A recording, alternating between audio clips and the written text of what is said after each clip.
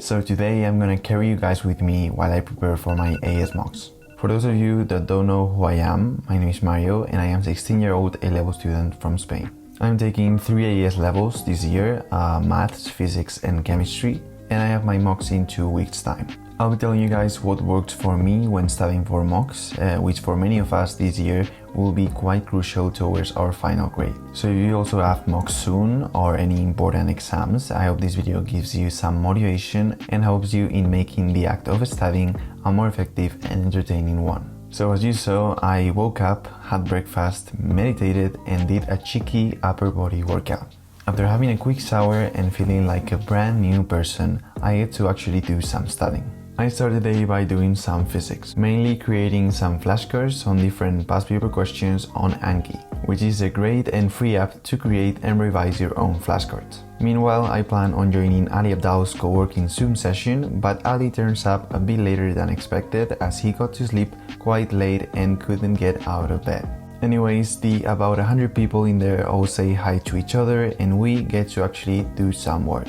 Back to physics, as you can see, I create flashcards for mostly theory physics questions. My plan for revision is based around the idea of doing many past papers, as many as possible, and making sure I understand how to answer to each and every one question effectively.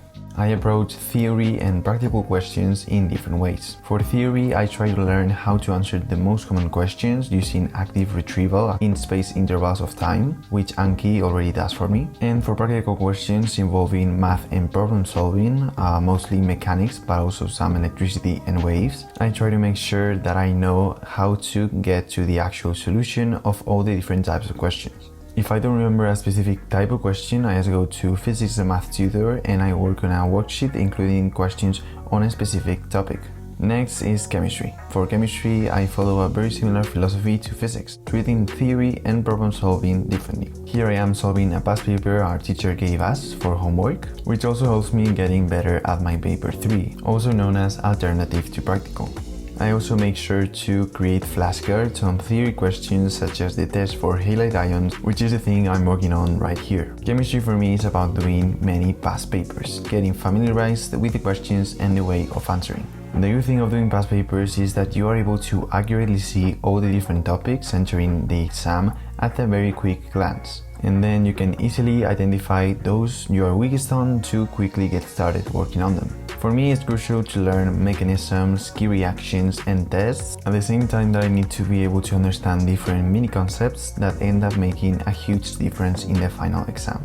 I think the difficulty isn't really in the content itself, but more on the high quantity of concepts for which you need to have a very solid understanding. So I try to make sure I cover all the content and understand every single part of it, moles, Hess's law, mechanisms, strengths and ionization energies, reactivity, electronegativity, solubility, for example. Now let's talk about maths. I get myself a nice cup of decaffeinated Earl Grey tea without caffeine, hashtag why we sleep. We'll probably make a video on that book, so stay tuned. Anyways, my CIE maths course is divided into pure mathematics and statistics, worth 60% and 40% respectively. This time I'm working on some pure mathematics. For me, math is 100% past papers. This is because I was lucky enough to do additional maths at ECSE and I already know from there 90% if not more of the content.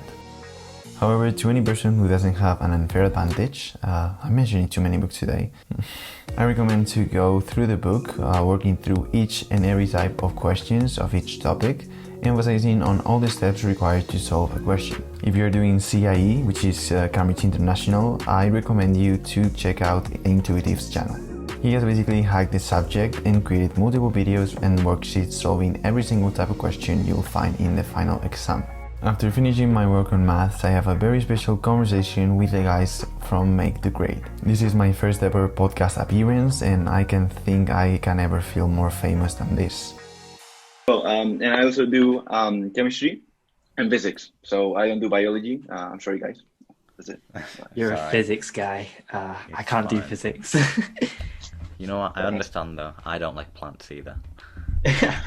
We talk about life in Spain, doing A-levels, and way more you might be interested in. So consider giving the video a watch or maybe listening in any podcast platform. And I really hope you find it interesting. I really had a very nice time with the three guys from Make It Great. You can also check their channel out because they are also making huge content which might help you a lot. So yeah. Having said this, I have to clarify that I don't have it all figured out. I find these ways of studying my different subjects as the most effective for me. However, everyone's different and learns better in different ways. You might only do past papers or you might mainly study the theory. The only thing I can tell you is for you to try to experiment and find where your balance is, where you find yourself more comfortable and effective. So if you found this video helpful or useful, you might want to check out my 9 takeaways from the best book on how to learn math and science, which I recently read and found very useful. You also have my video on a day in the life of online school if you want to check it out. Back when I was having online school, now I'm not having. And you can also consider subscribing if you think I'll make more videos you might be interested in. And I hope you all the best of luck in your mocks, and I'll see you guys very soon.